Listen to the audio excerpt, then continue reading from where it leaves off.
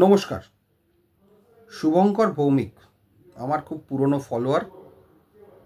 তিনি একটি কোশ্চেন করেছেন, যদি কেউ লোয়ার কোর্টে হেরে যায়, তার রেন্ট হয় যদি 100 টাকা হয়, সে হেরে গেলে অ্যাপিল কোর্টে তার অকুপেশন চার্জ কত হবে?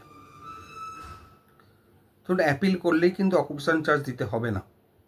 সে যদি অ্যাপিলের মধ্যে স্টে অ্যাপ্লিকেশন মুভ করে তখনই অকুপেশন চার্জের ব্যাপার। আর অকুপেশন চার্জ ভাড়ার ওপর একদমই নির্ভর করে না। যদি ধরুন 100 স্কোয়ার ফিটের ঘর হয় আর ভাড়া যদি 100 টাকা হয় পার মান্থ পুরনো ভাড়া, তিনি যদি হেরে যান, তিনি যদি স্টে করতে চান, অকুপেশন চার্জ এরিয়ার ওপর নির্ভর করছে কোন এরিয়ায় তিনি থাকেন। যদি বেলেঘাটায় থাকেন তার অকুপেশন চার্জ একরকম হবে, আর যদি বড়বাজারে থাকেন তার অকুপেশন চার্জ আলাদা হবে, পার্ক স্ট্রিটে থাকলে তার অকুপেশন চার্জ আলাদা হবে। অকুপেশন চার্জটা ওইভাবে বলা যায় না। এখন যেটা সিস্টেম হয়েছে, একটা কোয়ারি চার্ট বার করতে হয় রেজিস্ট্রি অফিস থেকে, তা থেকে মোটামুটি একটা আইডিয়া করা যায় তার সেলেবেল ভ্যালু বা মার্কেট ভ্যালু কত, তার কিছু পার্সেন্টেজ অকুপেশন চার্জ হিসেবে দেওয়া হয়। তবে সেটা জাজের উপর নির্ভর করে, সম্পূর্ণ জাজের ডিসক্রিপশন, জজ সাহেব কত দেবেন per month from the date of decree. কিন্তু সেটা কখনোই ভাড়ার উপর নির্ভর করে না। 100 টাকা ভাড়া হোক কি 500 টাকা ভাড়া হোক, অকুপেশন চার্জ হতো 10,000 টাকা পার মান্থ অকুপেশন চার্জ হলো from the date of decree, অথবা 5,000 টাকা পার মান্থ হলো অকুপেশন চার্জ।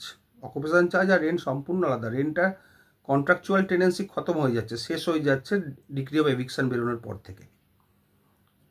সুতরাং কন্ট্রাকচুয়াল টেনেন্সিতে যা রেন্ট ছিল তাতে আসবে না। Occupation charge as per market rate, আতপারাম প্রপার্টিজ থেকে সুপ্রিম কোর্টের জাজমেন্ট হয়, সেই থেকেই এইটা চলে আসছে।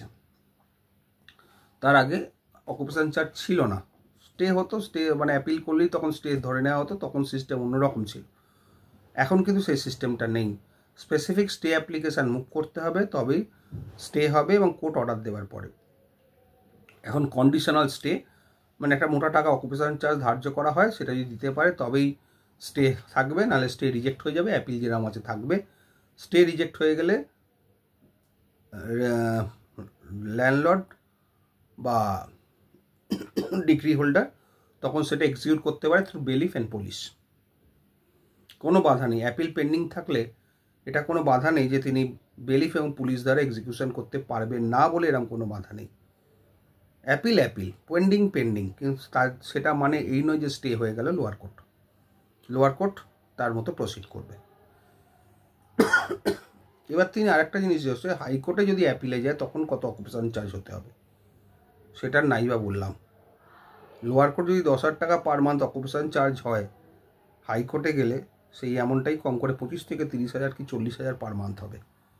এবং একটা কথা মাথায় রাখবেন, হাইকোর্টে গিয়ে টেনেন্ট পক্ষ খুব একটা সুবিধে করতে পারেনি প্রেজেন্ট আইনে।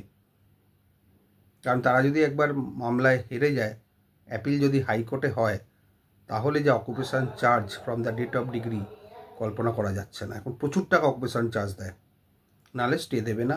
অথবা অকুপেশন চার্জ ধরুন একটা ট্রাম দিল, পরের ট্রামটা দিল না, তাহলে কিন্তু স্টে অটোমেটিক্যালি ভ্যাকেট হয়ে যায়, লেখাই থাকে অর্ডারে। যদি কোনো রকম কন্ডিশন ব্রেক হয় তাহলে স্টে অটোমেটিক্যালি ভ্যাকেট। এরকম অনেক দেখেছি, বহু টেনেন্টই অকুপেশন চার্জ দেওয়ার ভয় ছেড়েই দিয়েছেন নিজে থেকে। ল্যান্ডলর্ডের কাছে যদি কিছু বাগাতে পেরে নিজেরাই ছেড়ে দিয়েছেন। হাইকোর্টে এরকম বহু ইনস্টেন্স আছে। সুতরাং হাইকোর্টে অ্যাপিল করলে টেনেন্টরা খুব একটা সুবিধাজনক অবস্থায় থাকবে বলে মনে করি না, যদি না কেস খুব খারাপ হয়। কিন্তু যতই খারাপ কেস হোক, টেনেন্ট যতই বাজেভাবে হারুক, অ্যাপিল করলে কিন্তু তাকে বেশ মোটা টাকারই অকুপেশন চার্জ দিতে হবে, না হলে কিন্তু স্টে থাকবে না। শুধুমাত্র মেয়ার পেন্ডেন্সি অফ দ্য অ্যাপিল, কোনো লাভ নেই।